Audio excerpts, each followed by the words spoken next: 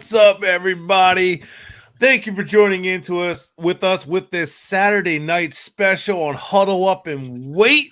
I am your fired up host, Brett Legassi, and with me to stir the pot is Dave Steger. Dave, how are you doing today? Woo, Sunday night, different feeling, but we're still just as fired up. Yeah, doing good, man. Obviously, I was ready last night, but someone with his work week. Not naming names, but no, I'm glad we're doing a Saturday night special because the injuries always come out midday Saturday on like updates and stuff like that. Folks, he just got out of amateur wrestling hour. It's mattresses and a couple like extension cord ropes set up out back. He was doing that with his buddies. Don't even let him lie. Hey, that middle schooler kid was in good shape, okay? He made me lick white dog shit. Chris Gardocki. I got a belly full of white dog shit right now. But anyways. This shit on me? Speaking of dog shit, no. Actually, no, I was happy up until about half an hour ago. My dog just completely crapped on my carpet. I went up, and it must have been like an hour old, and I don't know what happened, but it's the pain in the butt one that I can't stand. Yes, I know all family dogs are nice. No, folks, there's one. What? There's always one. I have 3 of them. This one's been a pain in the butt ever since we got her. But I did appreciate she wrote it in a shape of a she. She wrote it in the shape of a C. So obviously saying Chicago sucks. So I appreciate that. Are you sure you just didn't see a Chicago Bears? Oh no, it was a C. It was actually curved. It's actually took artistry, but she still crapped on my floor. But anyways, no, I'm excited. NFL's tomorrow. Got London football starting off in the morning, so you can watch this, drinking your coffee, watch a little bit of London football tomorrow. So no, we got a good slate, good couple college games on tonight, later tonight. So. And I gotta say, one thing, I'm not a big Thursday night football fan just because of how short of the week and how everything usually goes with that, and the disparity between already the first 3 games, all 3 road teams lost. So I'm not a big fan of that, but I do like the teams going to London, and as a fan, getting to watch football at 9:30 in the morning, 1 in the afternoon, 4 in the afternoon. That's fun, you know. Like kind of feels like you're in California watching the 1 o'clock games at what are they watching at 10 a.m. No one likes watching anything from California stuff. I got a buddy of mine in San Diego. He actually, I think they got it hooked up there. They go at 9 or 10 in the morning. He's watching football, and then by 4 o'clock in the afternoon, football is over. He still has sunlight. I'm like, man, that's pretty nice. I'm not gonna lie. Yeah. Well, no, I'm just not a big fan of California because everyone's hyping up In-N-Out way too much on Twitter. I still see it needs to calm down. In-N-Out is horrible. But let's go ahead and dive right into it for around the NFL. Let's go around the NFL. Getting some updates, some injuries out of the way. People might be back. Well, start with the Lions game. Some biggies out. Amon-Ra St. Brown, DeAndre Swift. Both out. Those are biggies. They're facing Seattle, though. I still give Detroit the nod. Yeah, but losing Swift, who's like leading the league in yards from scrimmage. Jamal Williams is still a solid running back. No, I agree. I mean, that offensive line still, in my opinion, a top 5 offensive line. You can put any back behind there, and they're going to have production. We saw that with a couple guys last year that they brought in when the other 2 were hurt, and they still produce. So, and their run system has been pretty creative with how they're doing it with like almost looks like a 5-1 or however you want to like call it. It's like the way the offense, everybody's at the line of scrimmage and they're running the ball. It's pretty cool. Seattle's one of my picks for the number 1 draft pick next year, and that's why I still have Detroit beating Seattle. I don't trust Geno Smith, and everyone's like, week 1. Okay, Geno had his moment. Week 1's that awkward week where I call it the funky week because the teams come out who win normally don't win a lot. So that's why I come out and put that Seattle win as like, okay, here's your trophy for the season.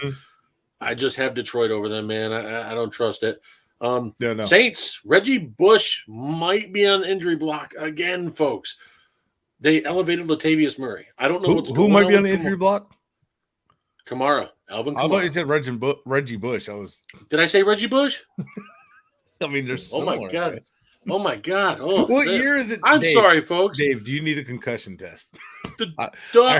Listen, I could play right now by NFL standards. I'm just saying it because they're neurologists. They'd probably be able to check me out and be like, Dave, you're good. But I think I can call to the NFL. Anybody can get you to pass. Yeah, Steve, Army baby. Yeah. Yes, Sorry, Evan, my bad. That's But guess all what? good. It's still not Well, Teddy Bridgewater's fault, like you said the other night. So we're gonna go ahead with that. Oh, shots fired. All right, so I love Evan. back But to no, Kamara. What do we got here? Kamara is injured, playing injured. Looks like again, Latavius Murray got the bump up. I mean, for my you got a fantasy couple team. other wide receivers in, but it doesn't matter because Andy Dalton is playing. Jameis Winston is out. Yep. Michael Thomas is out. Oh yeah. Just give the Vikings the W. Like, Yeah. it is what it is. I feel like not an easy week traveling to London because London games go how they go. You know what I mean? You just that travel does play an effect, but like, I just don't see anywhere the Vikings lose this game. The only way Vikings lose, they shoot themselves in the foot, and then they plexico burst themselves. Has his Kirk Cousins type like blow up game. You know where he has those once in a while games where he'll just be completely off the mark, 4 interceptions, 2 fumbles, and just completely ruin it. And they lost to Cooper Rush last year. So, but you mean playoff teams and when they play playoff games, prime time. Got it. Okay, yeah. So. But no, yeah, I still take the Vikings over the Saints. A lot of injuries. Everyone's like, "Oh, stream Olave in fantasy." No, folks, it's Andy Dalton. Yeah, you're not going to stream anything from New Orleans. Taysom Hill. Although Jarvis Landry, I can see Jarvis Landry and Michael Thomas getting a lot of underneath stuff. You need to get the ball there. Yeah, Andy Dalton's that's true. That's the problem. But I agree. I totally agree. But still. And then Houston plays Chicago tomorrow. You got a corner out for Chicago and Jalen Johnson. David Montgomery's out. Khalil Herbert's getting his start, and he looked fantastic last week. I expect him to get the win here with Chicago. So I just don't see – I don't trust the Giants. Everyone's like, well, they still got these guys in. No, they still got other wide receivers out. They got defensive players out still. I don't trust Daniel Jones. I mean, I'm sorry. My favorite thing on the planet is watching Daniel Jones have that look like this, Brett. When he's sitting there, makes a mistake, and he's just in there after the game's over like, how'd that happen? And it's like 10 minutes. He just stands there. What? I can't stand him. I do not like Daniel Jones. Not him as a person, as a football player. But even in like the Monday night game, the Giants have Josh, Eli face. They haven't played that bad. So I think, my opinion, well, we'll get into it. I think the Giants win that game, but we'll see what happens. I know it sucks picking the Bears, but I just think they have a better defense. I think Justin Fields is going to put it together at some point because they've already seen the bottom of the barrel. That's the point. Like we've already I've seen the worst Justin Fields can play this year. So I feel like anywhere is up for them. And I feel like that's better than the Giants anyway. Sorry, I felt like you guys were like looking at me. I felt like I was a midget right now. You are a midget. Well, to you.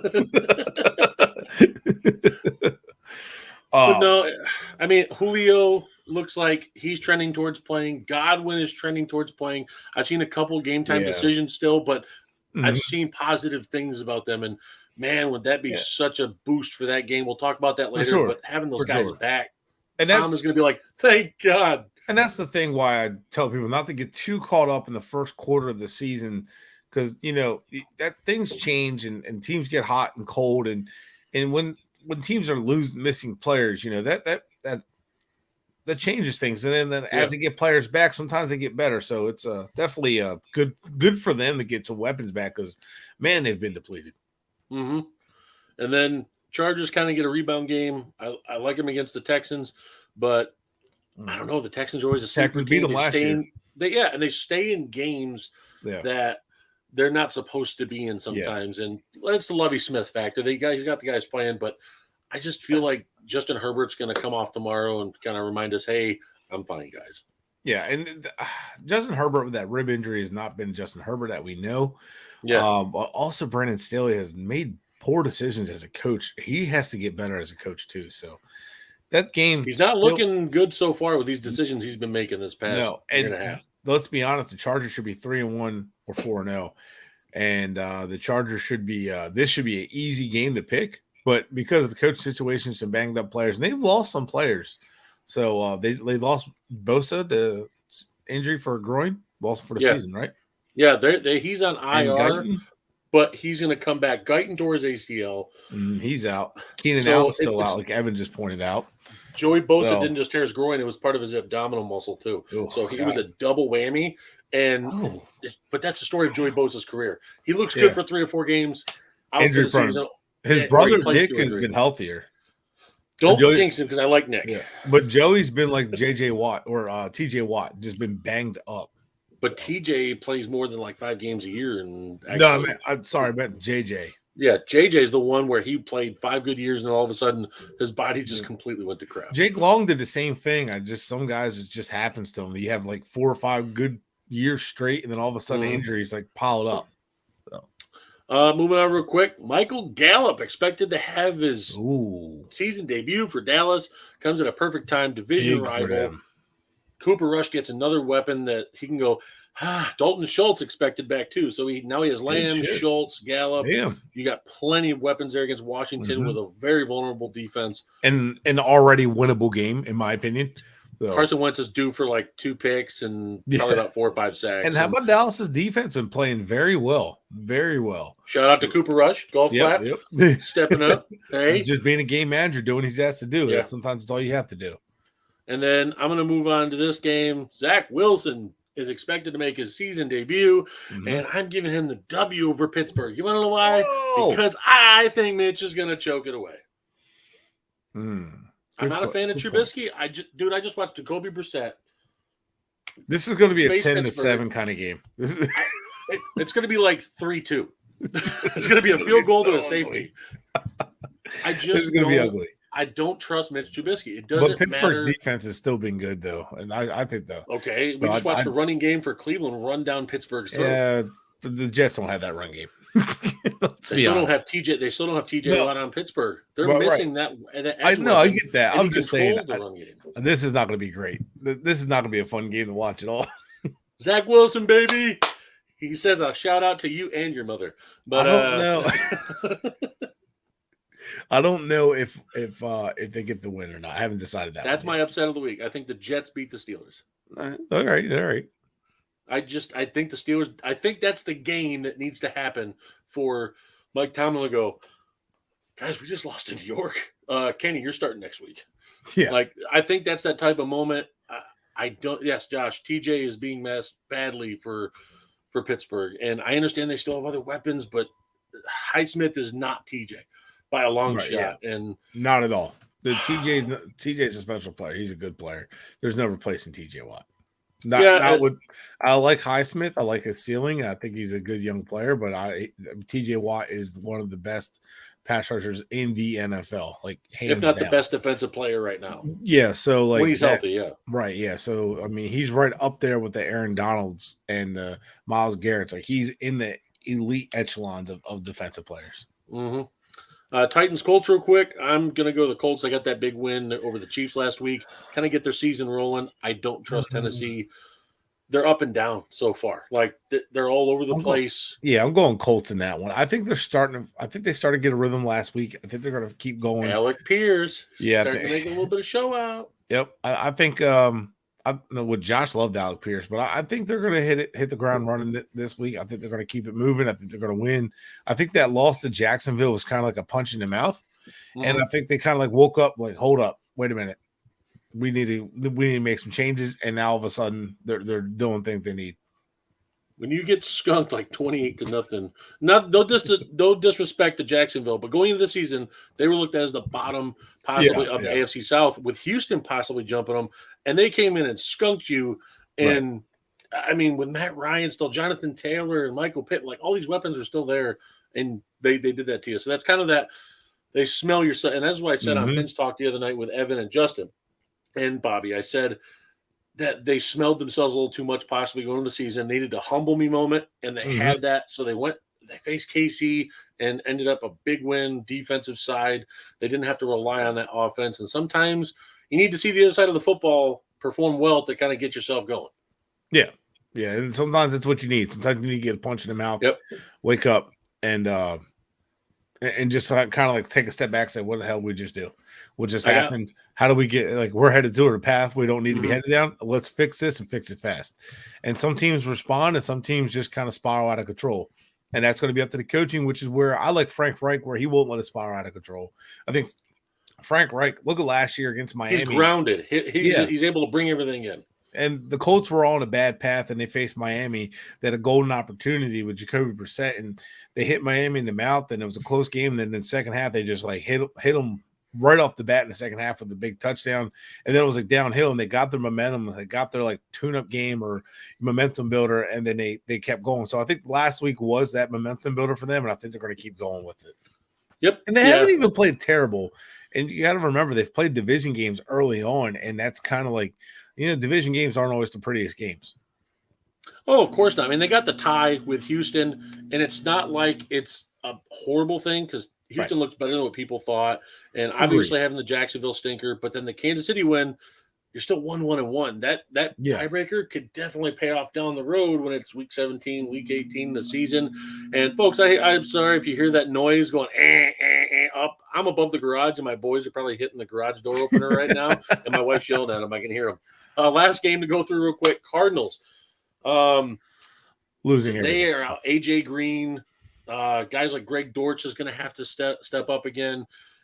I don't have faith in that Cardinals team. I just don't. I think Carolina, with their defense starting to show up more now, and Baker getting in rhythm with these guys, DJ Moore's got to get involved. 88 yards in 3 games. That's ridiculous. Like, that's a guy that should be getting a 100-yard game easy each game. But I think the Panthers will come out and get it. They said McCaffrey's healthy, and he should be good to go.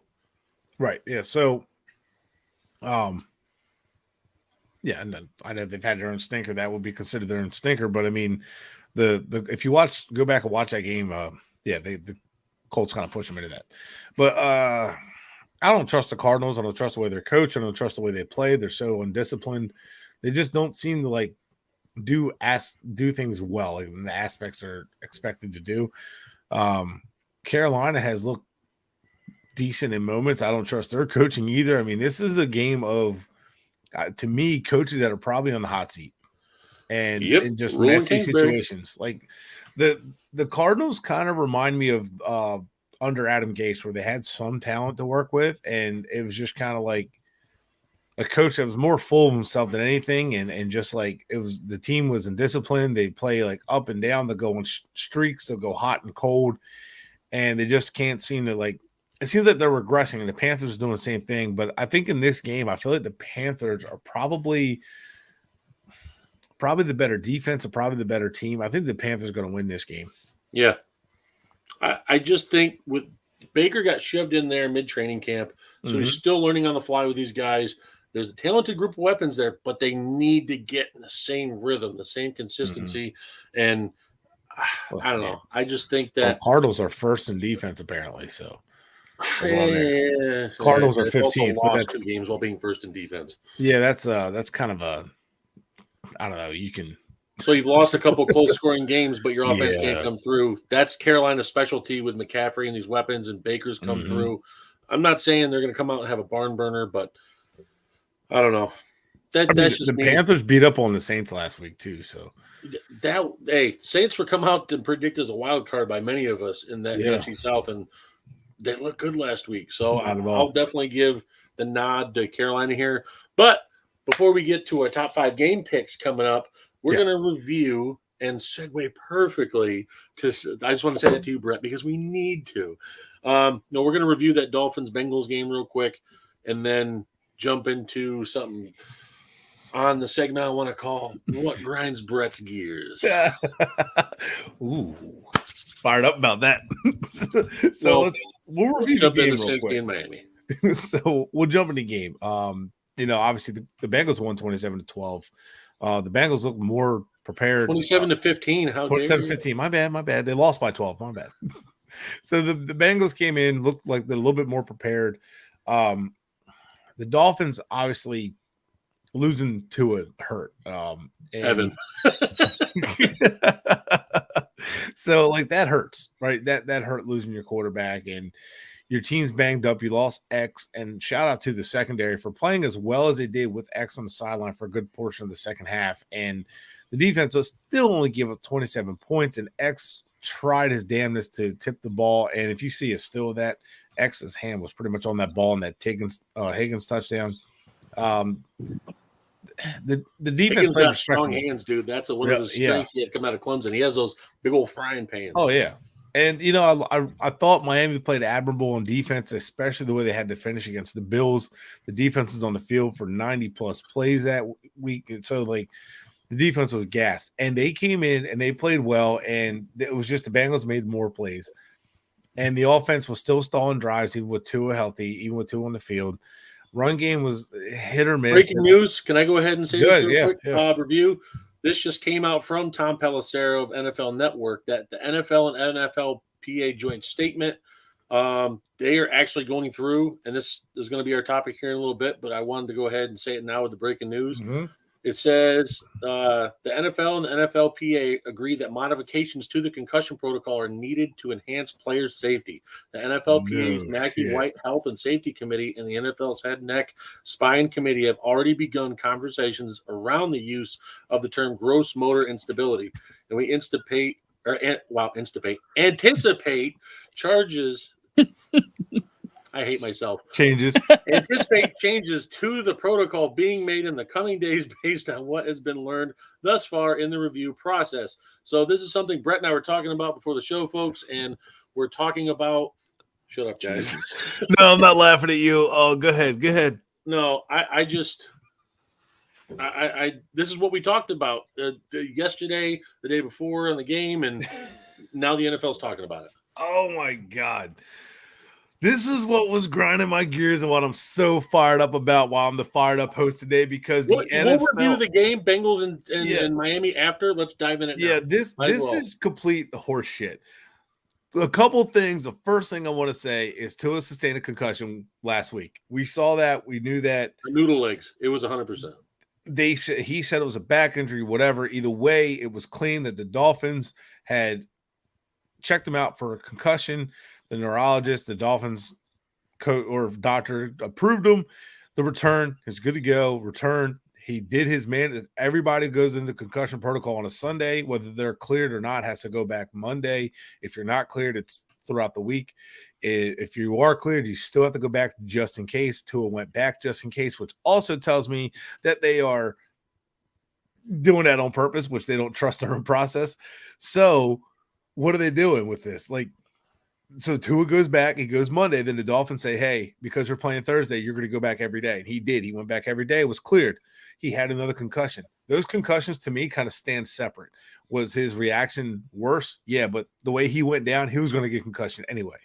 Mm-hmm. No matter how much impact he had. Non-affiliated doctors have to approve you. It has to be a neurologist outside of the team to approve you. Now, from what I understand, our good friend Smart James sent me a thing that said from the NFLPA, a letter saying that the team doctors can still have to approve of the return of the player if the neurologist doesn't approve that. So basically, the team doctor can override it. So if Miami's team doctor overrode it, I believe that is coming from Ross to put Tua back on the field, which nothing would surprise me with Ross, the way he has handled everything in this league since he's been the owner. He's been an embarrassment to the fans.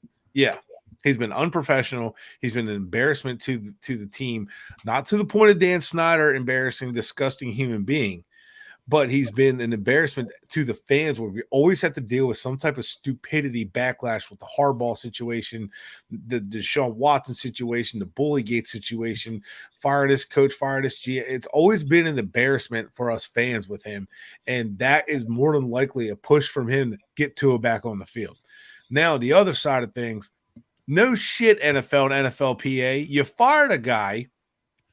It was like you fire a guy, you're blaming him. Like, why are you blaming him? Like, what is going on? They want the attention to go to him. Exactly. So what did the NFL do when people bitched about the Ray Rice situation? Like, Ray Rice got screwed. He hit his wife, right? He should have been suspended. Would they give him 2 games? And then they try to retroactive him for 4 games. Yeah. And then the Ezekiel Elliott situation where, like, there was no proof of anything. And then everything was dropped and he was still suspended 6 games. And then it was like, so then Goodell says, well, I'm not a disciplinary, so we're going to go ahead and give it to the rest of you give it to somebody else. So exactly, it needed a fall guy. So what's Goodell do?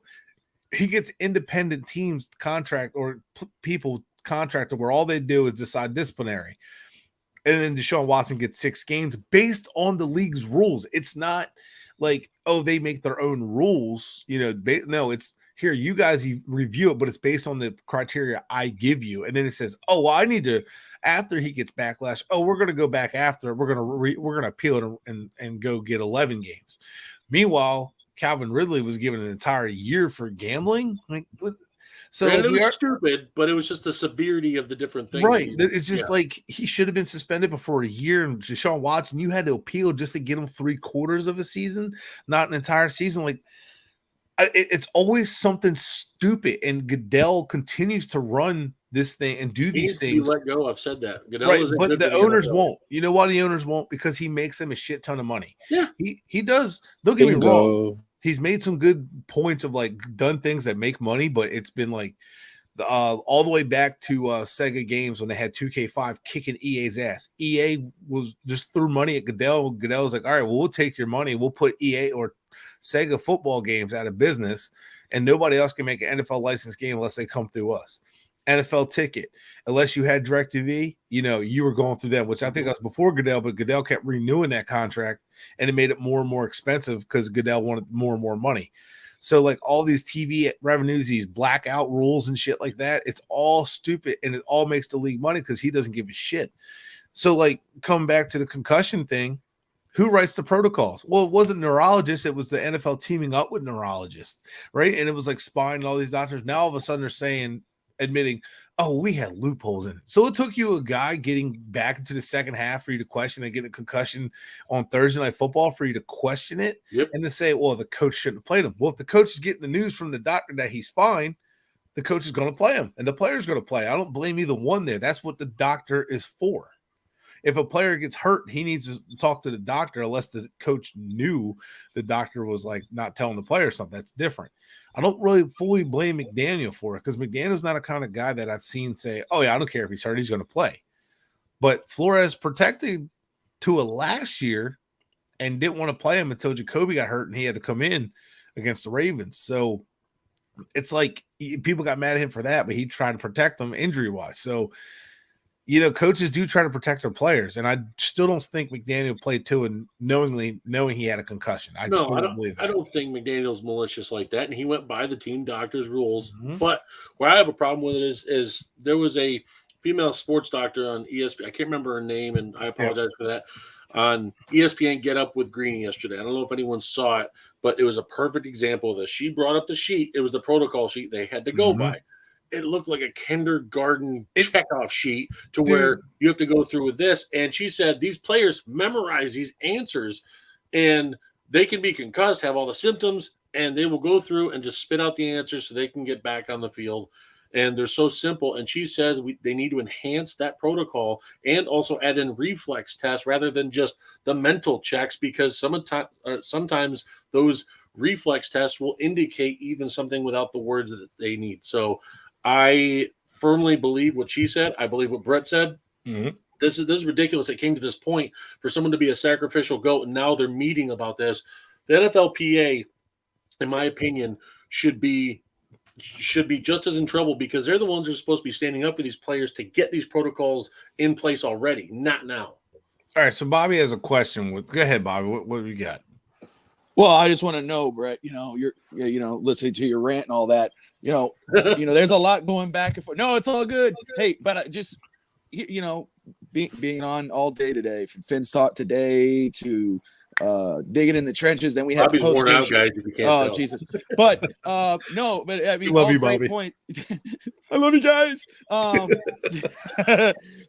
Who do you blame, man? Is the Dolphins and this independent neurologist deserve equal blame? So, all right, great question because it's a point I want to make. Yeah, that exactly. So I think you can give McDaniel some blame because there was a story with Ryan Clark talking about Mike Tomlin. Now, before all y'all want to use that as a comparison, stop for 2 seconds. Ryan Clark also had, I believe it was sickle cell. He had a disease where he going up in Denver. I remember that. Yeah, yep. So he couldn't go to Denver and play, and Mike Tomlin made that choice, and he told him, this is a guy that almost died in Denver. I just watched this. And he said, I had to make the decision because my job is to care about these players first. And I do believe McDaniel made a mistake more than anything. I think he should have trusted himself more than the doctors. So I don't think not for this one. So I don't think anything there. I think McDaniel at most, like, I think he deserves some blame for not knowing a little bit more, but I can guarantee you this. I think McDaniel going forward will be even extra cautious with injuries. Also, look at the injured players that have been sitting out, put on pup and everything. He's been very cautious with them. Look how cautious he was with Jalen Waddle. On the other side of it, I think the team doctor, the independent neurologists, are partially to blame too, because they approved him. They said he passed and they put it to a back. Whoever didn't list it as a head injury, whose ever responsibility that was, they should be, looked at for that. They should be getting in trouble for that one. Fired, in my opinion. Just put a person's health in complete unsafe manner. And you saw it Thursday night because of how much danger. You saw a guy go into fencing with his fingers and completely locked up. I didn't mean to interrupt you. I'm just no. Fired, in my opinion. So California, thanks for joining us, Yes. Evan, Josh, all you guys, Steve.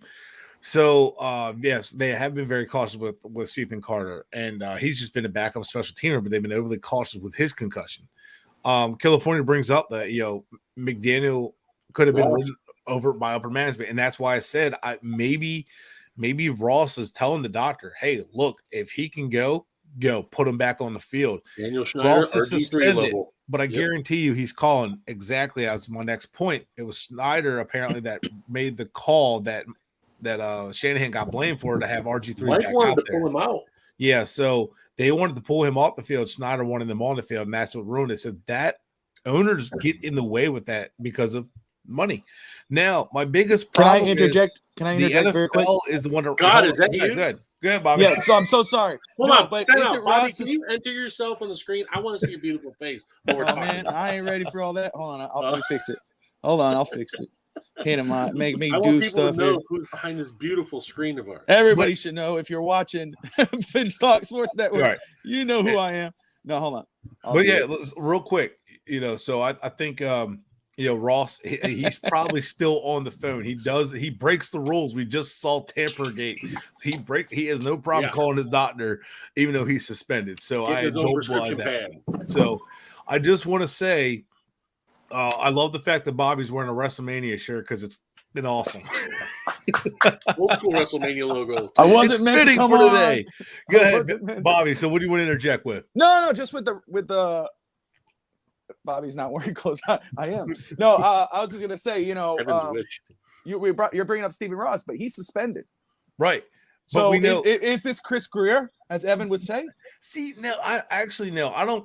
Greer is not the kind of guy to get involved in game day decisions like that. Not in my opinion. I don't think Greer would do that. Greer might be the kind of guy like, I'm going to get you these guys, and I'm right. These are the kind of guys I want to get and kind of override you on draft day or player decisions at the end. But I don't see Greer as the guy put to it in. I don't see anything. Oh wait, bring that back. Wade Weary. His name is Wade Weary. The gross motor instability to a back injury when we saw him get it. So that could. Thank you for watching and thank you for that comment. That's a very good point. They very well could have, but that's basically what we're saying. And who do you blame for that? And again, I point back to the team doctor. They evaluated him before halftime. McDaniel's still coaching. So now McDaniel has to go by what he's told based on that evaluation. He's not there for that evaluation. What does that mean? Is he plausible deniability? Did he know? Did he not know? I don't know. But the team doctor knew, and I can guarantee you the phone calls were probably from Ross. I bet you Ross saw that and called the doctor, like, keep me up to date. Like, I have a manager at work, like, something happens, they put something in the computer that says it's this severity of a job. My manager's on the phone with me. Hey, what's going on with this? Keep me up to date. Somebody's on the phone with the manager and upper management saying, hey, what's going on? This is what's happening. And they're through the process. So you can imagine Ross's $1 million investment and the money and time he's put into two at this point. He's wanting him back on the field, and he knows this is the year to evaluate him, and this is the year he's pushing, and he's been pushing and pushing. So I don't like that. That's as far as I know. There's a medical examiner that's independent from the NFL that has no ties to where he doesn't care. about anything with the NFL. He cares about the player's health more than anything, and that's it.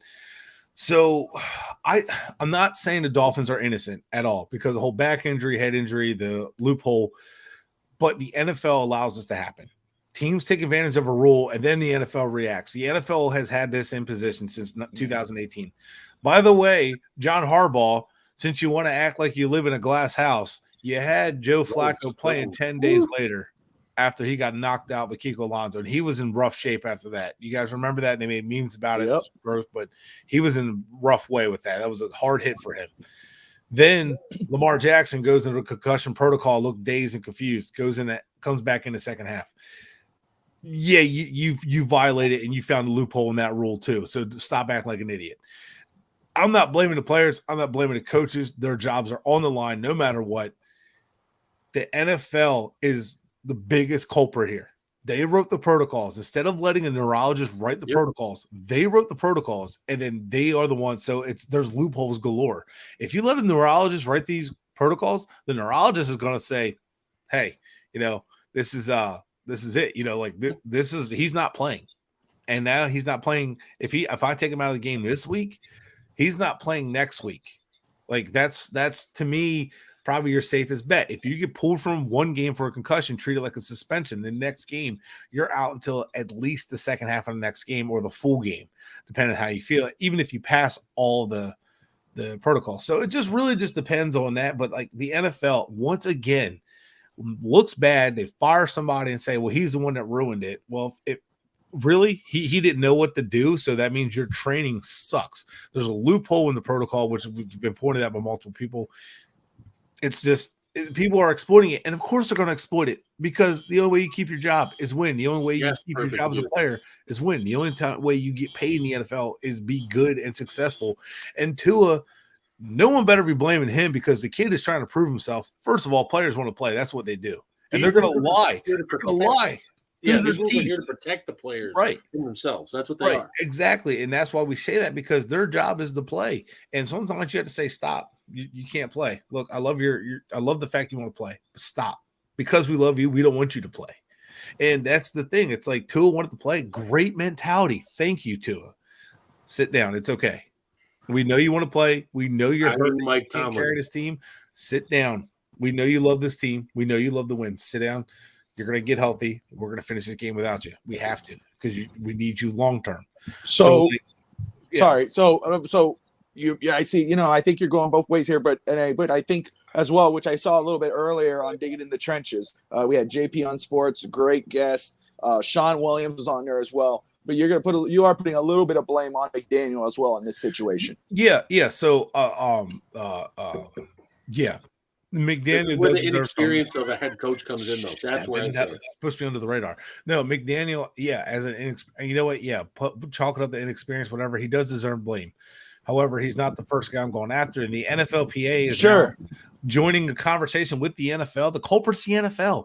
The NFLPA is there to protect the players from the teams and the league. What are you doing?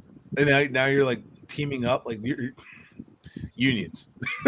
Like your whole job is to protect something the players. Bad needs to happen for the NFL and NFLPA to move forward. Reactive. They're reactive. They're reactive. They're not proactive. Bingo. Why did this concussion protocol start? Because that movie Concussion, and then all of a sudden, like it was Junior Seau situation, unfortunately, and then you got like the Chris Benoit situation, which a lot of people were saying, like CTE could have very well led to what happened with him and being, paranoid and shit like that. So that like push them. They wait until the media shits on them, and then they're like, okay, let's do something about this. No, do something long before that. Realize what you have in your backyard. If you don't know what's going on in your own backyard, it's bad on you as a leader. So to me, that was what I was fired up about. Everybody immediately just wanted to blame the Dolphins. And I'm like, so the NFL just gets escape free. Roger Goodell, once again, gets to have a shitty policy fall apart in front of us. Pass the blame onto the doctor, and now they're going to look to work as a team with NFLPA to make it better. Look, man, and don't get me wrong. Like the team doctor needs to be talked to. The owner needs to be talked to. The head coach. So I am glad that instead of like just, we're going to blame the team, we're going to make changes. That's good. But holy shit. Evan, Dave and I had a great conversation yesterday via telephone about this situation, and I talked a little bit about it throughout both shows today. But I'm going to ask you both, with the eye of the storm on the Dolphins and the NFL, how long? I mean, when you look at somebody with this type of injury, this type of concussion, as severe as it looked, it's usually 1 to 2 games that they're out. How long do you think? Seriously, do you think Tua's going to be out until he's able to come back? Oh, so that's a good question. He's definitely out this week. And he's definitely out, and he's going to be out, I think, maybe against the Vikings. I don't think 3 or 4. And John, that's a funny comment. I mean, out 2 games minimum. But I would hope he comes back. I mean, he's healthy. I mean, he's clear thinking and talking apparently, but I understand I've seen that too. The comments you got, when it comes to player health, and especially when you're trying to take care of yourself. I mean, I'm not going to throw that out there because that's Tua and his family. But when you get a hit like that, and if you get hit again and you have that type of situation, that has to be strongly considered. Hey, well, hang on. Something just hit me. James Havlin. Guys, if you're watching, I'm sorry, I'm so fired up. Please subscribe. Thank you all so much for joining in, commenting on this. This is Evan for you to do that. This has been fun. I'm just fired up about this. I'm passionate about this. It just drives me nuts with the NFL sometimes. And Josh, yes, that posturing was scary. So they have 10 days, right? And it's usually 7-10 days for a concussion, but we're talking back-to-back concussions. How long does that usually take? So let's double it. Now, way wary. Good point. Imagine Tua take another headshot this year. What happens? Steve Young, Troy Aikman, concussions had no time. Now, what do you say? Right? So what do you say now? How many concussions in a year can a player get before they're out for the year? How many concussions can a player get before they have to retire?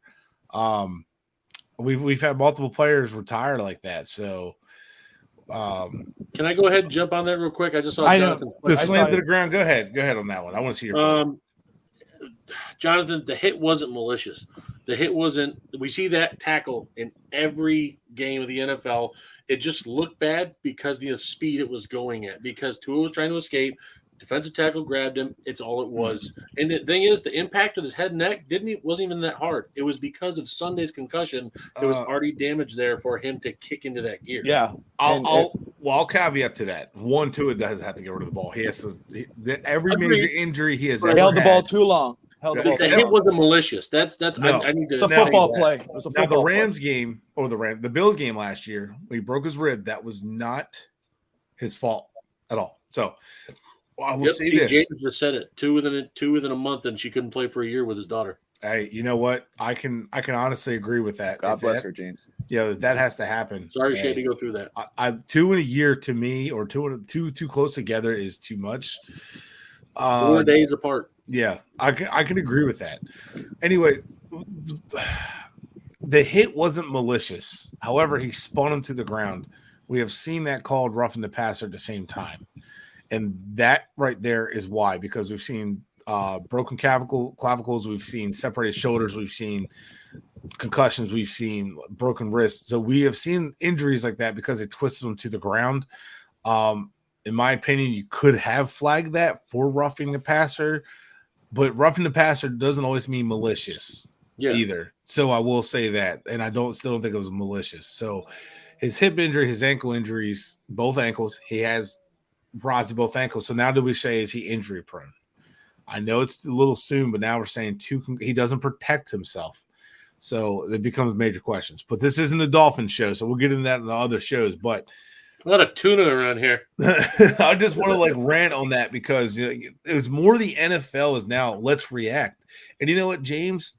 Thank you for pointing that out with your daughter. And I'm sorry your daughter went through that, and I hope she's okay. 2 concussions in a month is a lot. And if you had to sit out the NFL now needs to come up with a limit. How many concussions can you have in a year before you sit out? So I don't know. I really don't know. I don't think perfect Q. I just see a perfect Q, and I just throw that in there, and you guys could obviously respond. I don't think he is going to play the Jets game. Obviously, I have it predicted. I think he's going to be 3 weeks. I think it's going to be 3 weeks tops, maybe 2 games, but 3 for sure. High end. Go ahead. Read what he's saying again. He's saying what would have happened if you played the Jets game instead of Thursday night, like if you rested Thursday night. I'm sorry. And, like, Okay, so okay. The extra 10 days, yeah. So like he would have been Probably out for better. 2 weeks. He would have 2 weeks recovery from that one. I think he would have been better off. However, I have said I don't know that these concussions are tied together. I think the way he hit, if you see the picture, he's like this. So I don't think they were fully together. Can't really prove it. I think he knocked his head so hard the way he fell the second time. Even if the concussion doesn't happen week 2, I still think he gets a concussion. Maybe not as bad symptoms, but I still think he gets a concussion in Thursday's game. So I don't know. I think he would have been fine playing for the Jets. He would have had 2 weeks to recover. But I don't see him playing minimum. I think he's out for the next 2. Yeah, Justin said he could see him going out for a month. I mean, just because of the eye of the storm and that precaution. I don't know if you guys want to jump into that, and since I'm here, you can. Recapping that Bengals Dolphins game. I know Evan has brought up that if Tua was playing that whole game, Brett, the Dolphins probably could have won that, or could have won that football, or would have won that football game. Do you feel that same way? Why don't you give your point of view on the Dolphins Bengals game, since Dave and I have? No, I don't. Actually, no, I don't think so. I think we saw Joe Philbin style offensive line play. Yeah. No aggressiveness. Swiss cheese. Eichenberg and Little just getting bullied and punched in the mouth. The Bengals defensive line was pretty much bullying our offensive line, including Armstead and Williams. The run game actually was working pretty well, but Mostert was making chicken salad out of chicken shit. So Edmonds dropped a touchdown that was there. Tua led them downfield. Tua was trying to make up for the talk that Tyreek was having, the checks that they were writing, and it happens. Would they have? I think Miami obviously had a much better chance with Tua in. However, I'll let y'all in on something. Bridgewater wasn't fully to blame there. That interception, Gesicki flattened his route a little bit towards the safety instead of the team. That would have been a big play. No. But the play calls weren't good all game. But I try not to go too much into play calling when your tight ends can't block and they get smashed on the edge, and you have an outside zone system and your tight ends need to hold up and block and they get bullied as much as your offensive line. Nah, what are you gonna do? I mean, so the Bengals were a better team all around. I think Teddy will improve. Just my point. They played better all around, I should say. Bobby and Brett both can attest. I actually called them and apologized because on our pick'ems, I'm like, sorry guys, don't kill me. Picking the Bengals tonight. So it's not just like, hey, if this guy said this, they could both say I could both call them and said. Now I did go back and change my pick and all that, and no, I agree. I agree with that. I don't. I went back and changed it, but I've had this as a loss because no matter what happens against the Bills week 3, you're playing the Bills, and then you're going to go on the road on Thursday Night Football. Yeah. Again, Thursday Night Football, why don't I like it? 3 games in a row, 3 road teams lost. There's a disparity, even though, the record's close. I don't care, NFL. And then you want to talk about players' health and safety, and then you're going to put guys on the road and put them on a Thursday night game 4 days after they just played a game. Like, you saw how much toll it took on these players. Guys were hurt. They were banged up. They were tired. It's not an excuse to lose. I'm not a Bills fan. I'm not going to make excuses that my team was beat up. And the wagon is happening. Holy moly. The sun was mean to our players. We're the only players ever to get hurt during the sun. I don't like nothing when the tuna freezes in the snow later in the year, okay? Right, yeah, exactly. Hey, whatever. Bring your bench warmers, learn how to play in the cold. That's right. So that's just, I don't know. I just don't like Thursday Night Football. I thought that unless it's after a bye. I thought that the Bengals are being slept on still too much. Like, going to this game, they're a previous Super Bowl contender from last year. Their front seven is one of their strengths, and that this was a season-changing game for them. Either if they lost to Miami, doesn't matter if they had Teddy, Tua in, they lost to Miami. They went 1-3 in the AFC North. They're done. Yeah. If they came out and won this game, it corrects their season back into possibly Miami's now 3-1. AFC North. Yeah, Miami's 3-1. They're 2-0 in their division. They go There to was a more on the division. line for Cincy than there was on Miami. Exactly. They go, and it was in Cincy on a Thursday night, so it was already like In it was the a white good. uniforms, Yeah, Cincy was hyping, man. and they were playing well. They played with far more energy, which is to be expected. I wasn't even mad that the team came out flat because it's just the way it seems to happen a lot. Like after a game like that on a primetime game, like a short week. I just don't like. I don't want to say Miami's headed in the wrong direction, but I'll say this: this could be, he very well could be the real deal. Yeah, don't get him started, James. But like Miami could head in the wrong direction. This is going to be a huge test for McDaniel. A lot of adversity, and this is where we get to see McDaniel and Tua like under the most pressure of their careers. We're going to see it, and I saw the Teddy Bridgewater question earlier. I'm going to go back and answer that real quick. I said this on Finn's Talk the other day with Bobby, Evan, and Justin. I think a lot of teams sleep on not having a backup quarterback like Teddy. Like Teddy kept them in the game up until late. And I think with Teddy, a week of planning and having that Shanahan-style game manager QB role like a Jimmy G is going to benefit Miami. I'm not saying it's going to be otherworldly offense, but they got the running game to take care of it. They got the weapons to support Teddy. Like he's got receivers that can run the correct routes. He's got a tight end with Gesicki that can do the right thing. And Cedric Wilson should be back. Cedric Wilson should be back this week. Maybe Izukama, but he's got the weapons, the receivers, and the run game needs to get going. I keep saying put Lamar Jackson at left guard. And then Little was not great. Austin Jackson. Austin, not Lamar. Folks, that's how much Reggie Bush at the top of the show. Lamar Jackson at the bottom. Come on Bobby, now, guys. Bobby, was that on purpose or an accident? Forcing him into Austin Miami. Jackson at left guard. I was about to say Lamar Jackson at left guard, huh? That's a new one. You know what? Lamar Jackson left guard is probably still better than Eichenberg at left guard. But Austin Jackson at left guard is better than Eichenberg, and then Little is still not good at right tackle. But I mean, I'd rather have Little at right tackle than Eichenberg at left guard. I'm hard on this offensive line because I need guys that are mean. I need guys that are nasty. And so far, the only one that's shown up that way has been like Williams and Hunt. But they're not a bad offensive line, though. That's the thing. They're above average, but Cincy is a top 10 pass rush unit and a front seven that can stop the run as well. But so what concerned me on the flip side of things too is the pass rush.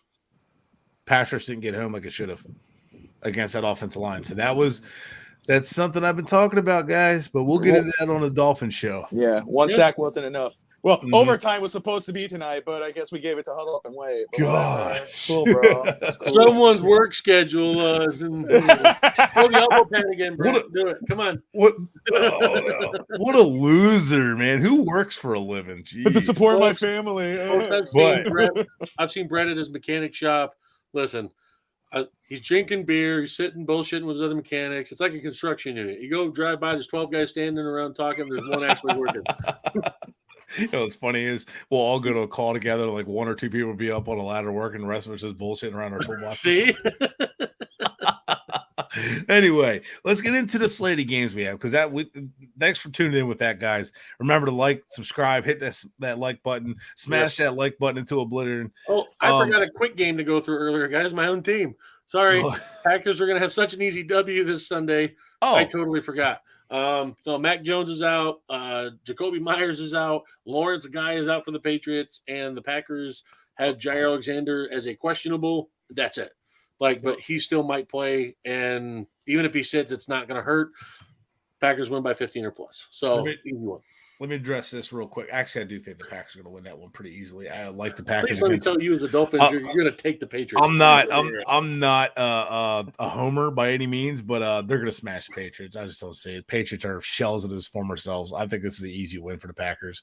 Easy win if they prepared for it. It's not a team you want to overlook at the same time. I'm not saying overlook it, but no. Brian I know you're not. A statue. He can't run. Yeah, I 100% agree. Yeah. So. Real quick, what's my thoughts on Skyler? I think Skyler is way better than his college film was portraying.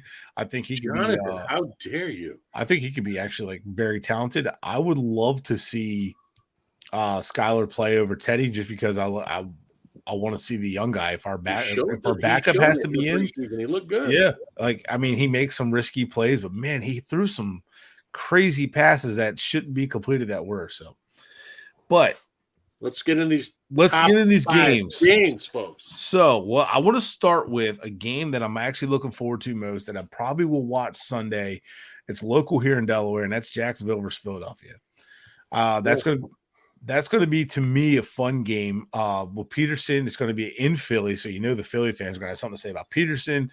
They're on a streak. No bad blood there, though. He got them the early season. No, but it's going to be intense though, and it's going to be fun. And I think the defense that the Jaguars have is so talented, so young, so good. And what's weird is the Jaguars are starting to mirror what Peterson had in Philly and what Philly currently has. And I think they match up to each other pretty well. I can see it, to Philly getting their first loss. But I think Philly wins this, but I think it's going to be a fun slugfest. What do you think, Dave? I think. Sorry, folks, my camera got blurry for some reason. You know what? As much as I want to take the upset, as much as I want to take Jacksonville, man, I got to take Philly. They're undefeated for a reason. It's up in Philly. Jacksonville's traveling. I love Trevor Lawrence. I love what Peterson's done with this offense. I love what in the culture he's installing and showing how bad of a head coach Urban Meyer was for kicking his players and cutting certain players because he doesn't like the way they smell or something. Like, he's shown that he didn't need Frank Reich to win, like a lot of us were saying. I said that, and look, he's doing well. So Peterson shed all the hate. They are 2-1, folks, in an AFC South that's very winnable. They're going into a very hostile Lincoln Financial Field. I'm going to go Philly just because as much as Jacksonville's defense is doing well, and I get that, but this is A.J. Brown. This is Devontae Smith. This is Dallas Goedert. Like, this is Miles Sanders, Jalen Hurts. This is that Nick Sirianni special. Man. And look at my baby, and they're going to shove it down. And then look at their defense. Their defense is good. Their defensive line is really good. Elite ball. Yeah. Their offensive line's good. Their pass rush is good. Like, they're heavy-handed defensive linemen. Like, they're a good football team. Now, do I think they're the best team in the league? No. But they're playing like it right now. But I'll take Philly over Jacksonville in this. But I think it's going to be a fun closer. game. I'll be closer than I think than what people are predicting. That's Agreed. What I think. Agreed. So we're both taking Philly here in a close game. I don't see the upset happening, but it wouldn't surprise me either. So then let's get into the opposite here. We'll talk about two teams that are like really on a streak. Now let's talk about teams that definitely need a win with Denver versus the Raiders. Broncos and Raiders. Both teams need the win. I picked this as one of my top 5 games because it's season moments right here, folks. Like, Denver has been sluggish. They've had a couple rough wins. Yes, their defense has stepped up, but this whole let's ride and Russ is going to cook. The only thing Russ has cooked is a Hungry Man TV dinner and burnt the freaking brownie. That's all he's done. So Russell Wilson has not meshed well in this offense. Maybe it'll get going, but Las Vegas, I'm telling you right now, their season's over if they go 0-4. There's no coming back from it. And they have spent so much money. They gave away draft picks to go get Devontae Adams. They gave all this money to all these different players. And yet you're 0-3. And now, even though Gruden is a complete slimy piece of crap for what he said, I am not excusing him what he did. But, folks, Derek Carr ain't it. Nope. I don't know what's going on. I really don't. Derek Carr. Like, I don't know what's happening because Derek Carr has been a good quarterback like under Gruden. So maybe it's the system. I don't know because Gruden made some. I mean, didn't he made Brian Greasy look pretty good? So I don't know. Gruden has quarterback like Brad Johnson. Come on, look at his offensive system too. But Derek Carr he carried the team last year, even without Gruden. He carried the team last year, and I can't imagine Josh McDaniels taking that job with Derek Carr and saying like, yeah, I don't see him as a future. So I'm not sure, but Denver, everybody had them listed as like this immediate competitor. As soon as we got Russell Wilson in the AFC, everybody's like, holy hell, the AFC is like this tough conference. And all of a sudden the AFC West is this like impenetrable conference. And now you're looking at it, Chargers are getting banged up. They're struggling a little bit. The Chiefs are kind of their Superman They just got beat by the Colts, who were winless. They're showing some vulnerability, right? So hold on now, so that and they haven't won pretty either. So you're looking at it like this West isn't as strong as we thought. In this game, Denver needs a win to even stay with it, and Vegas needs their first win. But at home, backs against the wall, I think I'm putting my card, especially with the coaching situation in Denver, I'm putting my cards in Josh McDaniels' plate, and I think the Raiders are going to get the first win. Even though their defense is bad, I think the Raiders get the first win this week. I got to go Denver just because of their defense, their run game, and Javonte Williams and Melvin Gordon. You got Judy, you got Sutton, all these weapons. Las Vegas have a pot to piss in for their defensive. And James, that ended badly. James asked if Josh McDaniels was the head coach of Denver, and he did. He started out hot with them, and then Kyle Orton experiment. And the whole Brandon Marshall thing and Demaryius Thomas thing, which that turned out to be a good move, but that didn't turn out so good. So it ended on an ugly note, big time. Evan, I saw your question about Hackett. I liked his mentality he had on the offensive side of the ball. He meshes well. He's a player's coach.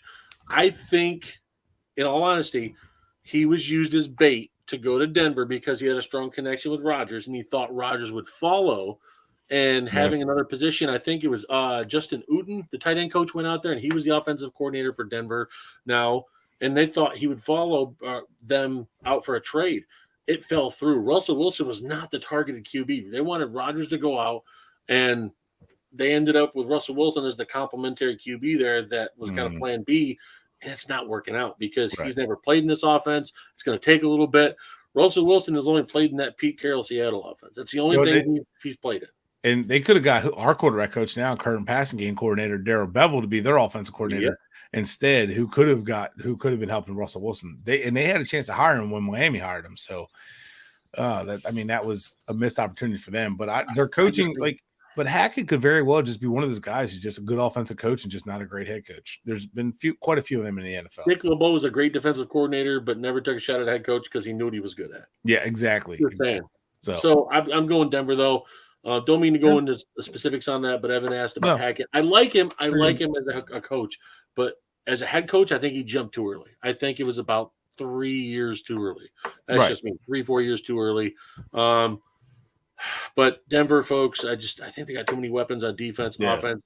I can agree with that. I totally get that. Where their secondary is nothing, and those weapons for Russ to cook. Hey, you saw Tampa Bay. Even though their offenses couldn't do squat against the Packers, they got hit in the mouth early, but then their defense kind of kept them in the game all game long. And they gave us some big plays to the Packers, and they kept them in. So I can see your point there.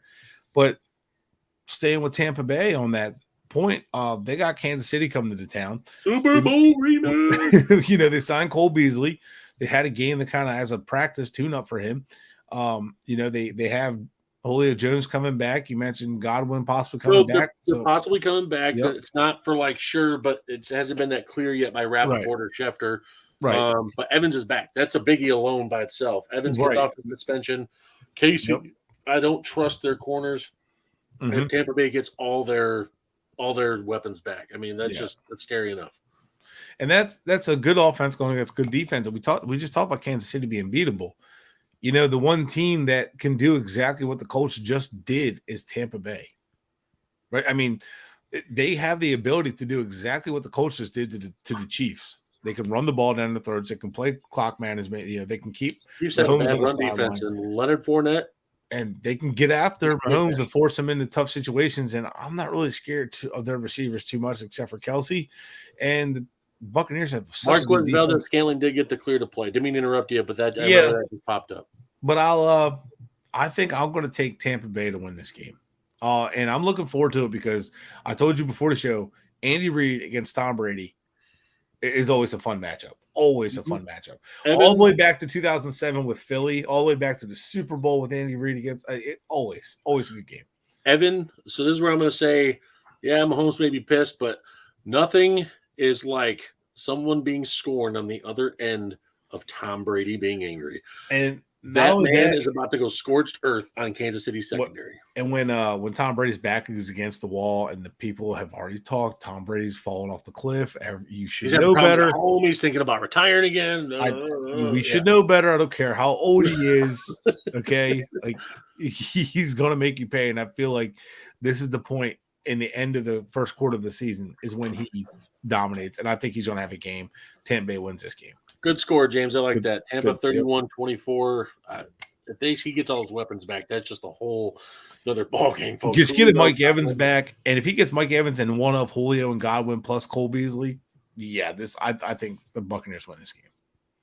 All right, what are we going to next? We're both taking Tampa Bay? Yes. All right. So let's talk about the Rams and 49ers. Go back to the West a little bit. Monday Night Football. Good matchup. Yep. The Rams were swept by the 49ers last year. Then they beat the 49ers in the playoffs to go to the Super Bowl. They put the ball in Jimmy G's hands, and he couldn't come back to win. And, but neither team has played that great. Neither team is playing well. Did the 49ers put up a stinker last week to give Denver their first win. And that's another thing I've been going by. Kyle Shanahan, when he throws up a bad game as a head coach and the performance, he comes up the next week and he has something planned. And especially division rival, McVay has always had Shanahan's number. I think this is one of the weeks that they trip him up. I think the 49ers get him. I understand that they're down about 1,000 running backs right now, but we've seen anybody come off the street and run behind that offensive system and still have production. The defensive side, the 49ers are still there. I'm still worried about the Rams because, folks, and I get they won recently, but they played a Falcons team and only lost that game, in my opinion. Yeah. Because Marcus Mariota's that bad for Atlanta. Yeah. They won last week because of the fact that the Cardinals played that bad. Mm-hmm. I feel like if the Rams got punched in the mouth by the Bills, the Bills made and don't get me wrong, the Bills are still one of the best teams in football, bar none, but they made the Rams look like they weren't even a playoff team in that game. Nick Bosa is coming up against a left tackle who's been giving up pressures and sacks a lot in the first 3 weeks.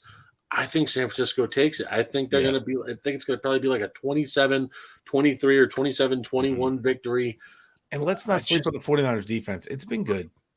It's been a good defense. A lot of people don't recognize them as a good defense. And we've talked about their linebacking core being one of the most slept-on linebacker unit in the league, and it's probably one of the best in the league. And their defensive line has been stout. Armstead just continually does a good job. Bosa does a good job. They do a good job on defense, and that's what helps them win games. Shout out to Javon Kinlaw, too. Yeah. Kinlaw's like really stepping up. A friend of mine's a 49ers fan. He was disappointing Kinlaw, but Kinlaw has really turned it on. So I think the 49ers, win this game. I think it's going to be a close game, but I think it's going to be a 49ers win this game. I don't think LA has enough stuff in the secondary to try, especially now. Kittle's fully back. Last week he was back, folks, fresh off an injury to begin the season the first couple of weeks. Which is my downfall for him. I love him, but he's always injured. He's got to start. He's got that first game out of the way. Now he's coming in with Ayuk, with Debo.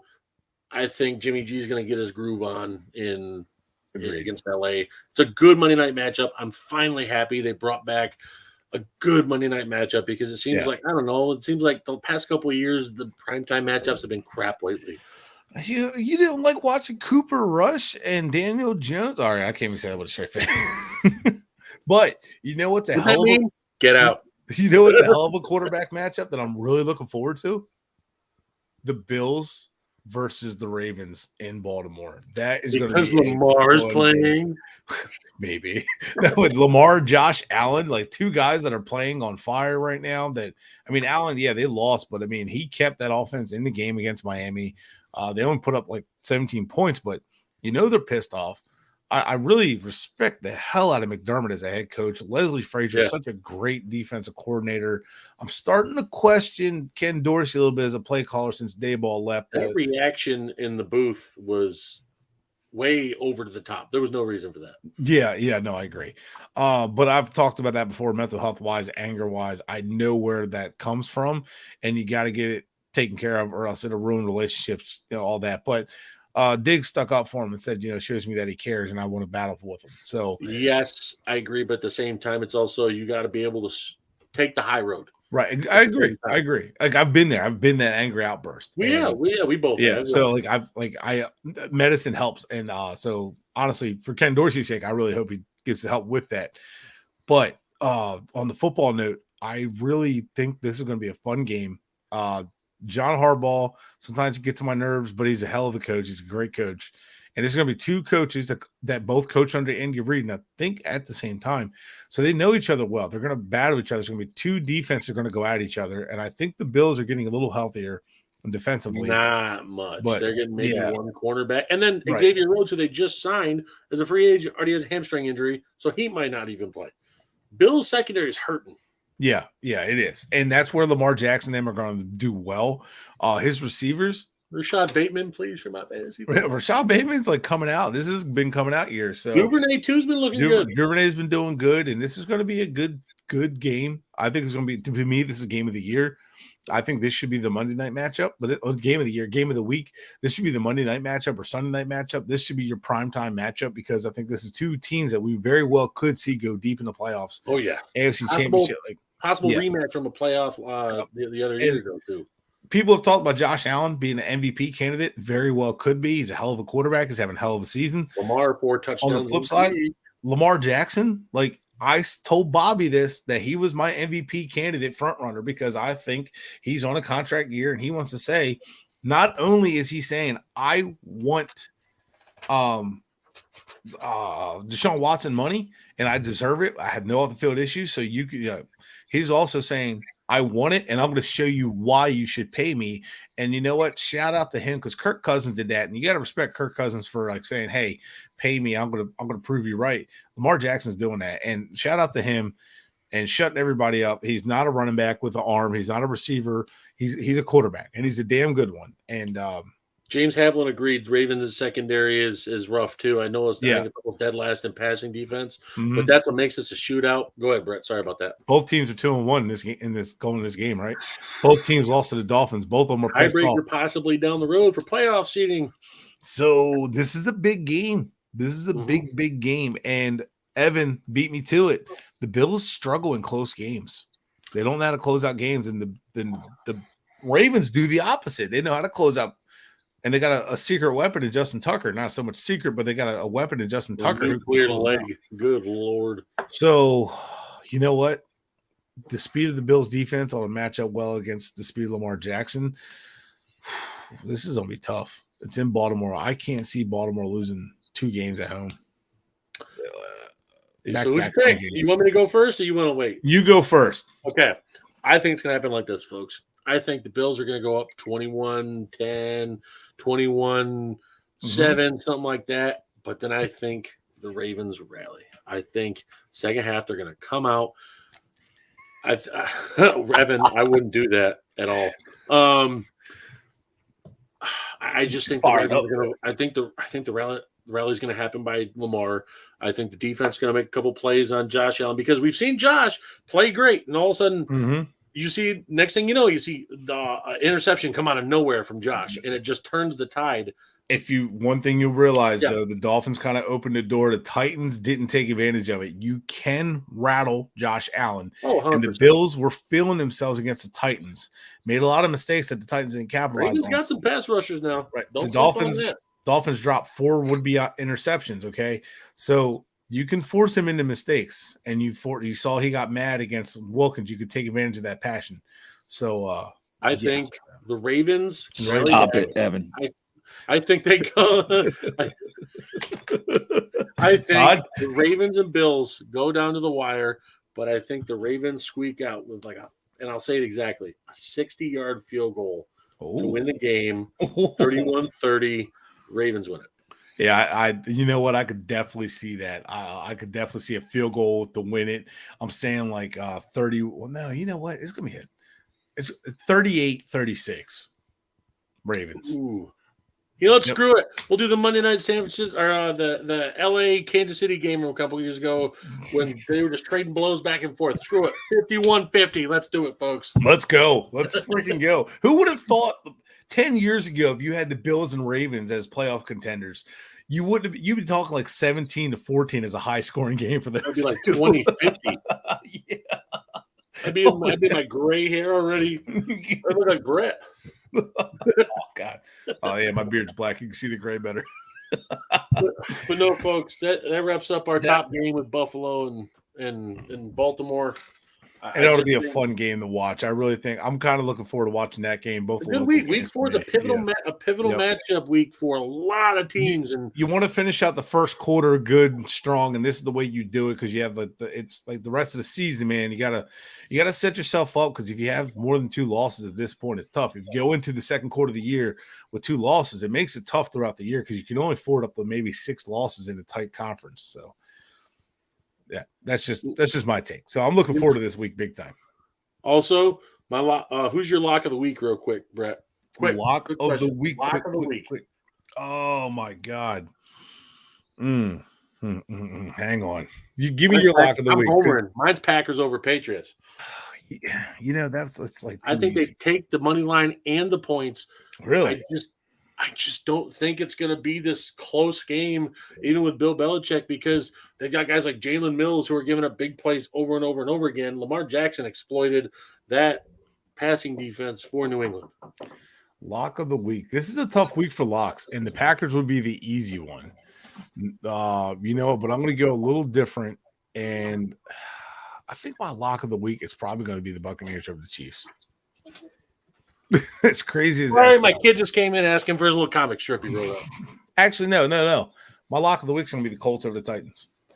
Ooh, I like it. Yeah, that's going to be my lock. I think the Colts are going to impose their will against the Titans. If Titans go 1-3, they have to impose their will and they go up. Do you think they put in Malik Willis? Oh, actually, you know what? I want to see it. It's just because you guys hate Ryan Tannehill. So no, much. I highly respect the shit out of Ryan Tannehill. I was actually Ryan Tannehill true. They're making excuses for him. Let's get Evan. Let's get Evan talking about Ryan Tannehill and see how he feels. No, we can't do it. There's another hour of talk. All right, guys. Folks, we appreciate you joining. Sorry we went a little long, but there's so much to talk about with the concussion thing. Axel Foyer, did I really just read that? Jonathan, put yourself in timeout. Jonathan, put the brewskis down, bro. Guys, Jonathan, Evan, James, all you guys for commenting, Steve for joining us. Way weary, everyone. All the interactions. Thank you so much. Make sure you like and subscribe. Make sure you follow Dave Steger, Brett Legassi. That's it for us, guys. Beard care. Yes, that's it for us, guys. Till next week. Peace. See ya.